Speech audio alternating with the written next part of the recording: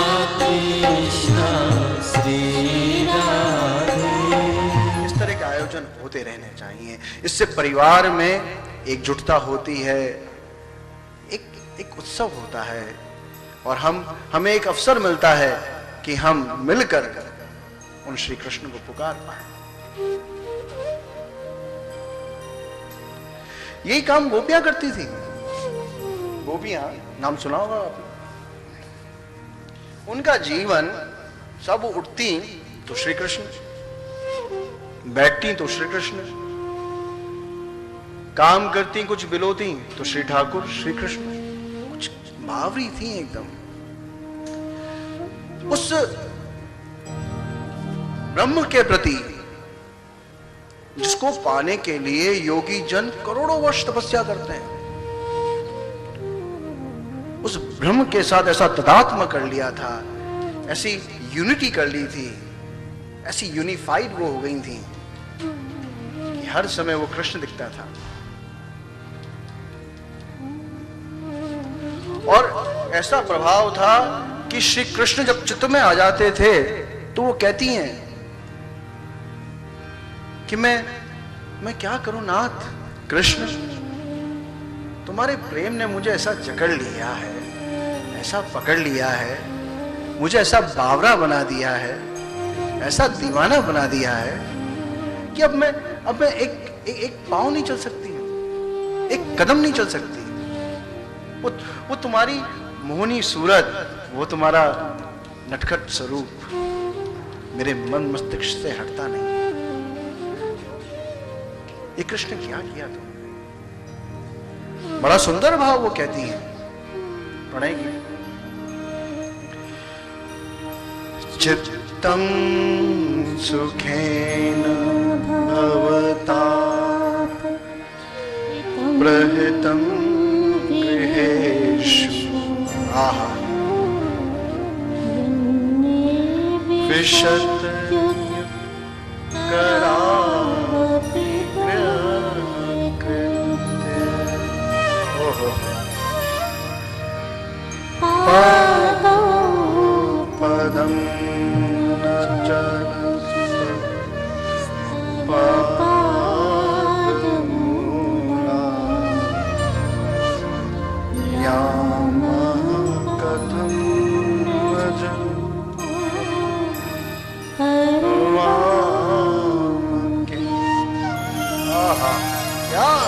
क्या उच्च कोटि के भाव हैं, क्या उच्च कोटि।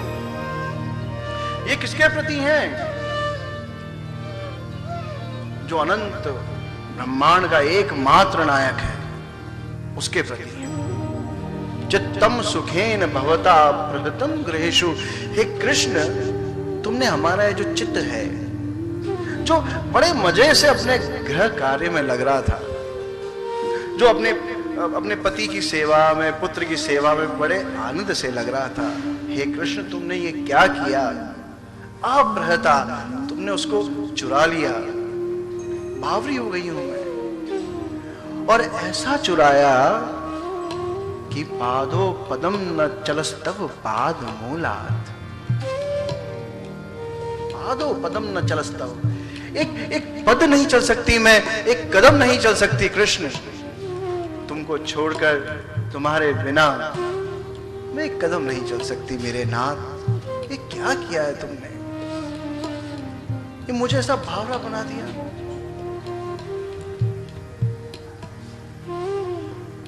अब बताओ हम क्या करें? जब हम एक कदम नहीं चल सकती हैं तो हम अपने घर का कार्य कैसे करेंगे? हम कैसे ब्रज लौटेंगे? पादो पदम न चलस्तव पाद मूलात् यामक कथम व्रजमथो गर्वाम किम वा। ब्रज में हम कैसे जाएं? किम वा, तुम बताओ। ये तुम्हारी ही मोहिनी सूरत है, ये तुम्हारा ही मोह पाश है जिसने हमें दीवाना बना दिया है। थोड़ी सी आहट होती है, कहीं पे भी मैं रहती हूं, कुछ भी काम कर रही होती हूं, किसी भी स्थिति में होती हूं, और थोड़ी सी आहट होती है तो मुझे लगता है कि वो तुम हो। जरा सी आहट होती है तो दिल सोचता है कहीं वो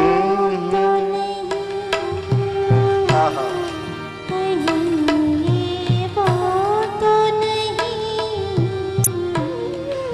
कहीं ये वो तो नहीं, कहीं ये वो तो नहीं, कहीं ये वो तो नहीं, कहीं ये वो तो नहीं, कहीं ये वो तो नहीं, कहीं ये वो तो नहीं। ये स्थिति, ये भक्त की स्थिति है साहब। मचल उठता है। हम उस कृष्ण की कथा सुनने आए हैं। नींद तो आनी नहीं चाहिए, नींद तो जन्म जन्मांतर की उड़ जानी चाहिए। अब किसी चोर को यह मालूम पड़ जाए कि मैं जिस कक्ष में हूं उसके पास वाले कक्ष में एक बड़ी सोने की छड़ी है जिसमें बहुमूल्य मोती हीरे आदि लगे हुए हैं, उसको ये मालूम पड़ जाए चोर को, जिसकी प्रवृत्ति चुराने की है, जिसका काम चुराने का है, तो कहो उसको नींद आ सकती है? वो रात भर योजना बनाता रहेगा, दिन भर सालों साल योजना बनाता रहेगा कि किस प्रकार वो छड़ी मेरे पास आ जाए, उसको मैं चुरा लूं।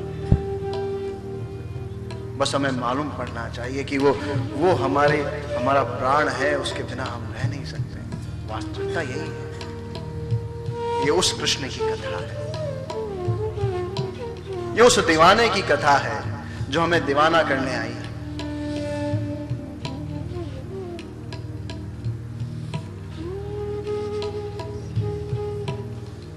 कहीं वो तो नहीं,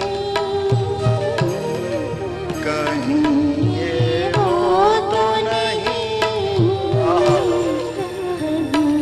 कहीं वो तो नहीं, जरा सी आहट होती है तो दिल सोचता है कहीं वो तो नहीं, कहीं ये वो तो नहीं, कहीं ये वो तो नहीं। पहले के पुराने जो गाने थे बड़े मजबूत थे। एक एक शब्द ऐसा भार, इतना सुंदर, इतना विशिष्ट रूप से लिखा जाता था। और आज के वो हमारे एक परिचित कहीं गए, बता रहे थे, तो कहीं गए तो किसी वैष्णव क्या गए, तो वहां वैष्णव दंपति ने उनका स्वागत किया। अब बैठे, जलपान वगैरह, जब ब्राह्मण आता है तो जलपान वगैरह देते हैं।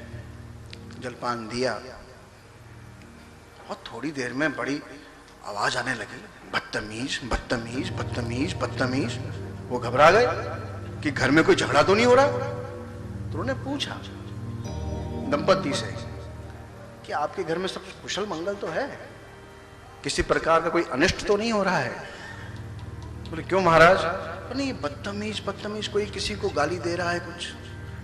बोले नहीं नहीं, वो तो आपका लाला है, वो पोता, वो ऊपर गाने सुन रहा है, कोई गाना है बदतमीज बदतमीज।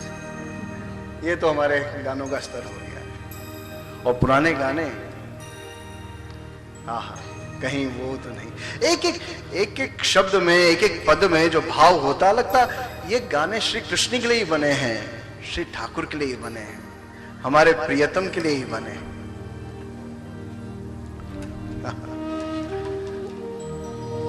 और कोई मुझको गले लगा लो ऐ मेरे हमराही। वाह, तुझको क्या बतलाऊं मैं, ये तुमसे कितना प्यार है। मुझको अपने गले लगा लो, ओ मेरे हमराही।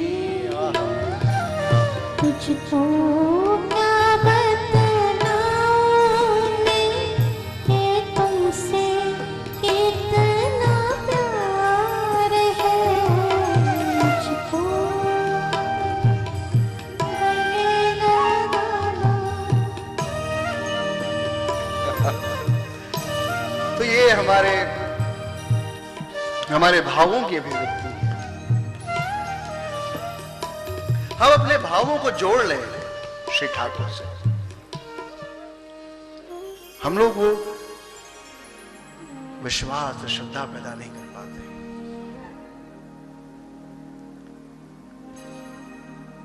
और बिनु विश्वास न हरि कथा, तेहि बिनु द्रवई न राम। और राम कृपा बिनु सपने हो, जीव न ले विश्राम। वो विश्राम तो तभी मिलेगा जब श्री राम की कृपा होगी, भगवान श्री कृष्ण की कृपा होगी।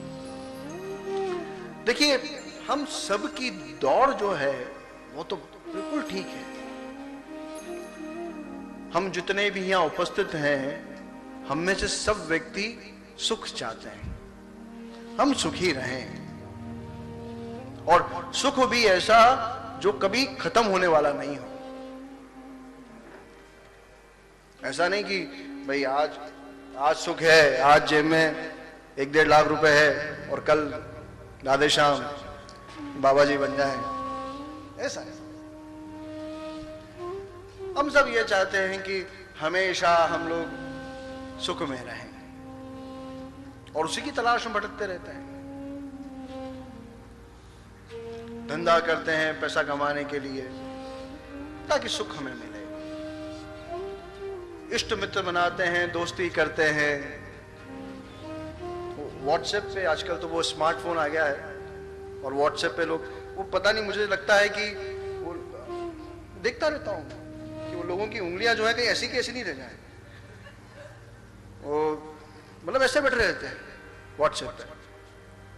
मित्र बनाने में सुख आता है। वो बड़ी विचित्र चीज बनाई है स्मार्टफोन।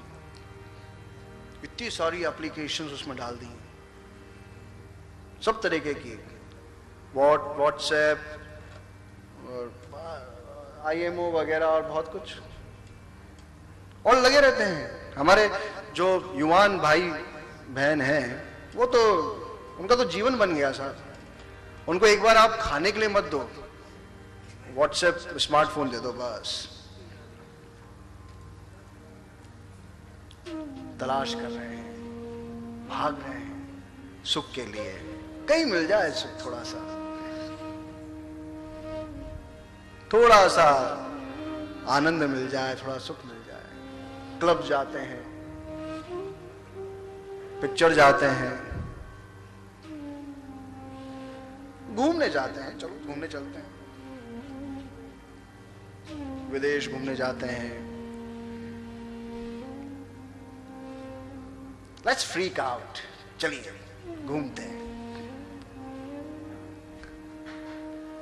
सुख के लिए, और कोई कारण नहीं। लेकिन एक भूल हम कर जाते हैं, वो ये कि ये जो सुख है, ये सुख मिला और खत्म हो गया। अच्छा भोजन किया और बाद में दुख बन जाएगा, खत्म हो जाएगा। बड़ा भारी ट्रिप करके आए, 2-3 लाख रुपए खत्म, फिर वही सब्जी नहीं है, आटा नहीं है, धंधा नहीं है।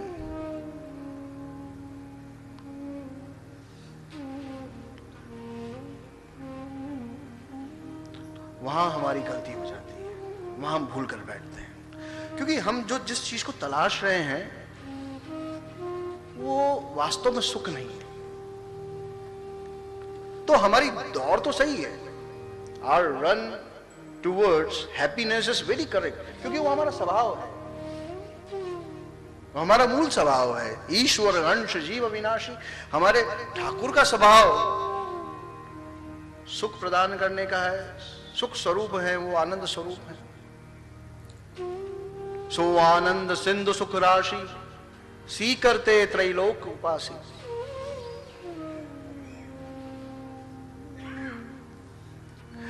लेकिन जिसकी हमें तलाश है वास्तव में वो सुख नहीं, आनंद है, क्योंकि एकमात्र आनंद ही ऐसा है जो कभी खत्म नहीं हो सकता। सुख तो उत्पन्न होगा, खत्म होगा, वो उसकी प्रकृति है। आज व्हाट्सएप है, कल लड़ाई हो गई तो डिप्रेशन है। आज धंधा है, खूब कमा रहे हैं, कल नहीं चला, सुख नहीं हुआ तो फ्रस्ट्रेशन है। ये परिभाषा आपकी और हमारी नहीं है। हम तो उस अनादि परब्रह्म के अंश हैं जो हमेशा आनंद में रहता है। ममे वांशो जीव लोके जीव भूत सनातन, हम उसके अंश हैं। तो हमारी दौड़ सही है साहब, लेकिन हमारी दिशा गलत है। हमारी दिशा सुख के लिए नहीं, आनंद के लिए होनी चाहिए। और आनंद तो केवल उसी चीज में आ सकता है जो कभी खत्म नहीं होती हो। आज आप पुत्र को प्राप्त कर ले, खूब आनंद करें, और वही पुत्र कुछ समय बाद, कुछ वर्षों बाद आपको प्रताड़ना दे, आपके साथ गाली गलौज करे, तो कहां गया वो सुख?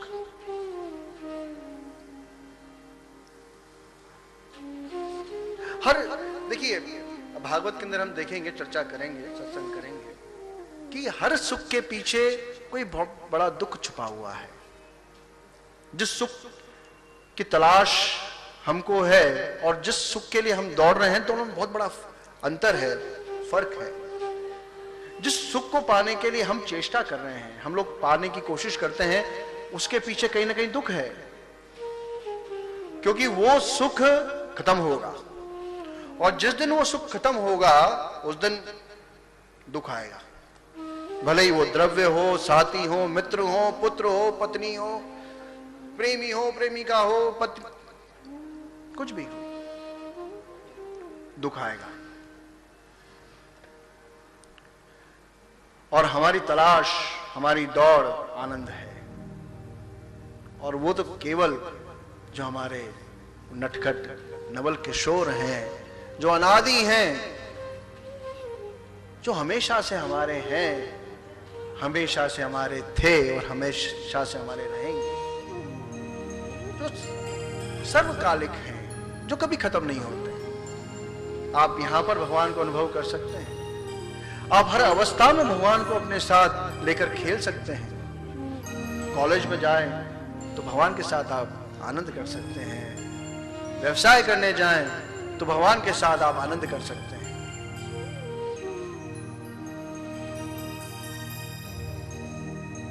महाराज जन्म मरण रा साथी, खाने नहीं बिसरू दिन राती। मीरा जी कहती है कि हे कृष्ण, एक तुम ही तो हो,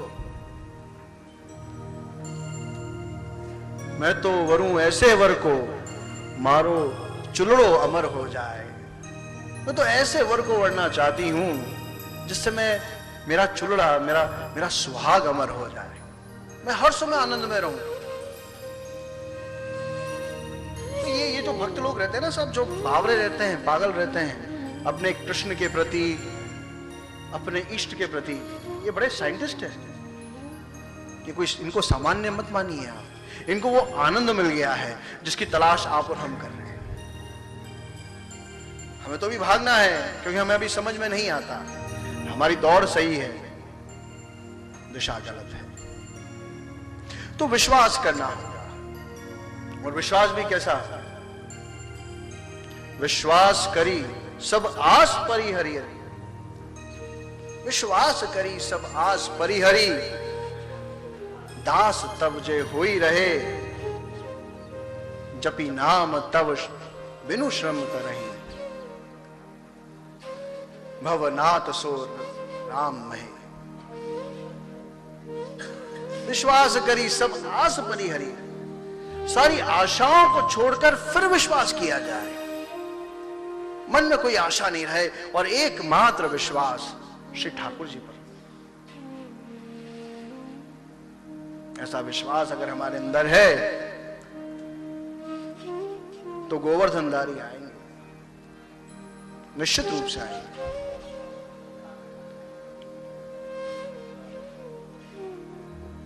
ये बात हमें समझनी चाहिए, इसका हमें चिंतन करते रहना चाहिए। और ये जितनी भी कथाएं होती हैं, इनमें जो भी प्रसंग और सत्संग सुनाए जाते हैं, उसका एकमात्र लक्ष्य यह है कि हम इन सब बातों को समझें और अपना सहज प्रेम जो हमारे पुत्र के प्रति है, हमारे मित्र के प्रति है, लव बिटवीन आवर फ्रेंड्स, हमारे दोस्तों के प्रति है, हमारे कलीग्स के प्रति है, वो प्रेम हम उस अविनाशी से करें।